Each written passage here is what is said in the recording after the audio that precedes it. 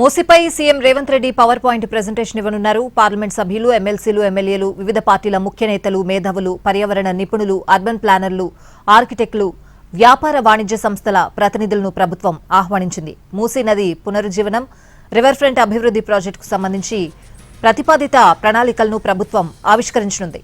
మూసీ పునరుజ్జీవన ప్రాజెక్టులో భాగంగా తొలి దశలో గాంధీ సరోవర్ ప్రాజెక్టును చేపట్టాలని ప్రభుత్వం నిర్ణయించింది.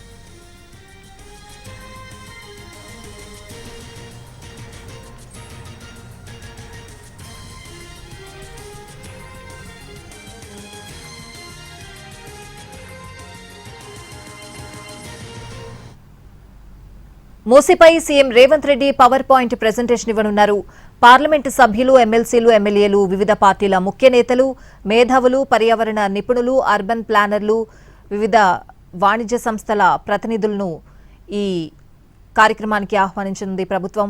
ఓవరాల్ గా అప్డేట్స్ అడిగి తెలుసుకుందాం. మా ప్రతినిధి చారీ లైవ్ లో సిద్ధంగా ఉన్నారు. చారీ, మూసీకి పునరుజ్జీవం పోయాలి అనేది ప్రభుత్వం యొక్క ఆలోచన. దాంట్లో భాగంగానే మూసీ ప్రక్షాళన చేయాలనేటువంటి ఆలోచనతో ప్రభుత్వం ప్రణాళికలు సిద్ధం చేసుకుంది. అయితే మూసీని హైదరాబాద్లో ఉన్నటువంటి మొదటి నుంచి ఎండ్ వరకు హైదరాబాద్ పరిసర ప్రాంతాలు దాటేంత వరకు కూడా మొదట సుందరీకరణ చేయడం, పునరుద్ధరించాలనేటువంటి ఆలోచన చేశారు. కానీ ప్రస్తుతం ఉన్నటువంటి పరిస్థితుల్లో మొదటి 11 కిలోమీటర్ల వరకు ఈ మూసీని ప్రక్షాళన చేయాలనేటువంటి ఆలోచన చేస్తున్నారు. దాంట్లో భాగంగానే బాపుఘాట్ దగ్గర గాంధీ సరోవర్ని కూడా ఏర్పాటు చేయాలనేటువంటి ఆలోచన చేశారు. దీనికి సంబంధించినటువంటి అన్ని అంశాల మీద ఇప్పటికే ప్రభుత్వం ఒక కసరత్తును పూర్తి చేసింది, డిపిఆర్ను కూడా సిద్ధం చేస్తుంది.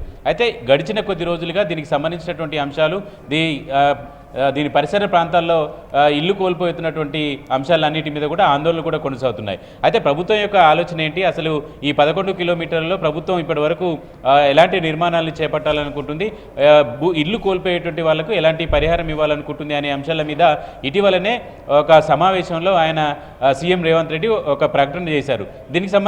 వీటికి సంబంధించి పూర్తి వివరాలన్నింటినీ కూడా తన పవర్ పాయింట్ ప్రజెంటేషన్తో వివరిస్తామని చెప్పారు. దాంట్లో భాగంగానే ఇవాళ సాయంత్రం 6 గంటల ఈ పవర్ పాయింట్ ప్రజెంటేషన్ ఇవ్వబోతున్నారు. 11 కిలోమీటర్ల మేర ఎలాంటి అభివృద్ధి జరగబోతుంది, గాంధీ సరోవర్ ఎలా ఉండబోతుంది, అక్కడ ఉన్నటువంటి అపార్ట్మెంట్ను ఎందుకు తొలగించాల్సి వస్తుంది, దాని ఎంక్రోచ్మెంట్ జరిగిందా, ఇలాంటి అంశాలన్నింటి మీద కూడా సీఎం రేవంత్ రెడ్డి కూలంకషంగా వివరణ ఇవ్వాలనేటువంటి ఆలోచన ఉంది. ఆ ప్రభుత్వం యొక్క ఆలోచనని ప్రజా సంఘాలు కావచ్చు, ఎంపీలు, పార్టీకి సంబంధించినటువంటి వివిధ పార్టీలకు సంబంధించినటువంటి నాయకులందరినీ కూడా ఆహ్వానించారు ఇప్పటికే. అయితే బీజేపీకి సంబంధించినటువంటి ప్రజాప్రతినిధులు ఎవరు కూడా ఈ సమావేశానికి రావద్దని నిర్ణయించుకున్నారు. అలాగే బీఆర్ఎస్ పార్టీకి సంబంధించినటువంటి ప్రజాప్రతినిధులు కూడా ఎవరు కూడా ఈ పవర్ పాయింట్ ప్రజెంటేషన్కి హాజరు కావద్దని నిర్ణయించుకున్నారు. అయితే మూసీ ప్రక్షాళనకు వ్యతిరేకం కాదు, కానీ అక్కడ పేదల ఇల్లు కూల్చొద్దు అనేటువంటి అంశాన్ని ప్రధానంగా అటు బీజేపీ, ఇటు బీఆర్ఎస్ రెండు పక్షాలు కూడా చెప్తున్నటువంటి నేపథ్యం. ఈ నేపథ్యంలోనే సాయంత్రం పవర్ పాయింట్ ప్రజెంటేషన్లో గాంధీ సరోవర్ నిర్మాణానికి సంబంధించినటువంటి వ్యయానికి సంబంధించినటువంటి విషయం కావచ్చు, బాపుఘాట్ దగ్గర గాంధీ సరోవర్ ఎలా ఉండబోతుంది అనేటువంటి అంశాలు, ఈ 11 కిలోమీటర్ల మేర మూసి ప్రక్షాళన జరుగుతున్నటువంటి నేపథ్యంలో అక్కడ ఎలాంటి నిర్మాణాలు రాబోతున్నాయి, ఇలాంటి అంశాలన్నిటి మీద కూడా అవగాహన పెంపొందించడంతో పాటు పవర్ పాయింట్ ప్రజెంటేషన్ ద్వారా మూసి ప్రక్షాళన చేస్తే ఎలా ఉండబోతుంది అనేటువంటి ఒక ఆవిష్కరణ అయితే చేయాలనుకుంటున్నారు. అన్ని పార్టీలకు కూడా అవగాహన కల్పించడం, దాని మీద పూర్తి స్థాయిలో అవగాహన కల్పించాలనేటువంటి ఉద్దేశంతో పవర్ పాయింట్ ప్రజెంటేషన్ ఇస్తారు. అయితే రాజకీయ పార్టీల నుంచి ఈ రెండు పార్టీలు కూడా సాయంత్రం జరిగేటువంటి పవర్ పాయింట్ ప్రజెంటేషన్కి రాకూడదని నిర్ణయించుకున్నారు. ఇక మిగతా విద్యావంతులు కావచ్చు, అలాగే ఈ సామాజిక అంశాల మీద పోరాడేటువంటి వాళ్ళు కావచ్చు, ఈ రివర్ ఫ్రంట్ డెవలప్మెంట్కి సంబంధించి పనిచేసినటువంటి వాళ్ళంతా కూడా ఈ సమావేశానికి హాజరు కాబోతున్నారు.